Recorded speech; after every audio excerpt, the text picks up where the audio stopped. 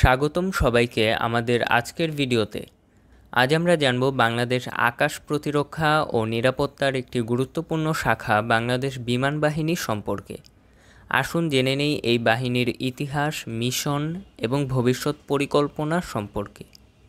বাংলাদেশ বিমান বাহিনী প্রতিষ্ঠিত হয় 1971 সালের 28শে সেপ্টেম্বর। মুক্তিযুদ্ধের সময় এই বাহিনীর প্রথম কার্যক্রম শুরু হয়। পাকিস্তান থেকে স্বাধীন হওয়ার পর সীমিত সংখ্যক বিমান নিয়ে বাংলাদেশ বিমান বাহিনীর যাত্রা শুরু হয়, তবে বর্তমানে এই বাহিনী উল্লেখযোগ্যভাবে প্রসারিত হয়েছে। বাংলাদেশ বিমান বাহিনীর প্রধান লক্ষ্য হল দেশের আকাশসীমা রক্ষা করা। এছাড়াও এটি দেশের স্থল ও নৌবাহিনীকে প্রয়োজনের সময় সহায়তা প্রদান করে। বিমান বাহিনী দুর্যোগ ব্যবস্থাপনা, জাতিসংঘের শান্তিরক্ষা মিশন এবং আন্তর্জাতিক নানা কার্যক্রমে অংশগ্রহণ করে। বাংলাদেশ বিমান বাহিনীর মধ্যে রয়েছে fighter squadron, transport squadron, helicopter squadron এবং প্রশিক্ষণ ইউনিট। ফাইটার স্কোয়াড্রনে রয়েছে MiG-29, F-7 এবং Ka-ETC যুদ্ধবিমান।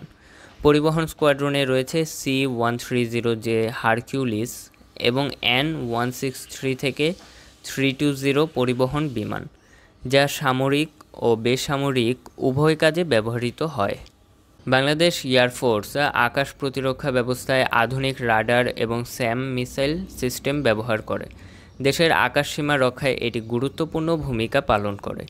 পাইলটদের প্রশিক্ষণের জন্য Bangladesh air force fight cadet academy এবং বিভিন্ন প্রশিক্ষণ সরঞ্জাম যেমন ফাইট সিমুলেটর ব্যবহার করা হয়।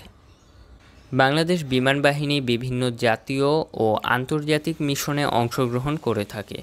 বিশেষ করে জাতিসংঘের শান্তিরক্ষা মিশনে বাংলাদেশ এয়ারফোর্সের ভূমিকা খুবই গুরুত্বপূর্ণ। এছাড়া অন্যান্য দেশের সঙ্গে সামরিক প্রশিক্ষণ এবং বিমান মহড়ায় অংশগ্রহণের মাধ্যমে বাংলাদেশ এয়ারফোর্স আন্তর্জাতিক সম্পর্ক জোরদার করছে। ভবিষ্যতে বাংলাদেশ বিমান বাহিনী তাদের সরঞ্জাম ও প্রযুক্তিগত ক্ষমতা আরও আধুনিক করার লক্ষ্যে কাজ করছে। নতুন যুদ্ধবিমান, হেলিকপ্টার এবং আধুনিক আকাশ প্রতিরক্ষা ব্যবস্থা সংযোজন বাংলাদেশ এয়ারফোর্সকে আরও শক্তিশালী করবে। বাংলাদেশ বিমান বাহিনী দেশের আকাশ প্রতিরক্ষায় একটি গুরুত্বপূর্ণ ভূমিকা পালন করে যাচ্ছে। তাদের ক্রমাগত উন্নয়ন এবং আন্তর্জাতিক সহযোগিতা দেশের নিরাপত্তাকে আরও দৃঢ় করবে। আমাদের ভিডিওটি যদি আপনার ভালো লেগে থাকে তবে লাইক দিন, শেয়ার করুন এবং চ্যানেলটি সাবস্ক্রাইব করতে ভুলবেন না। ধন্যবাদ।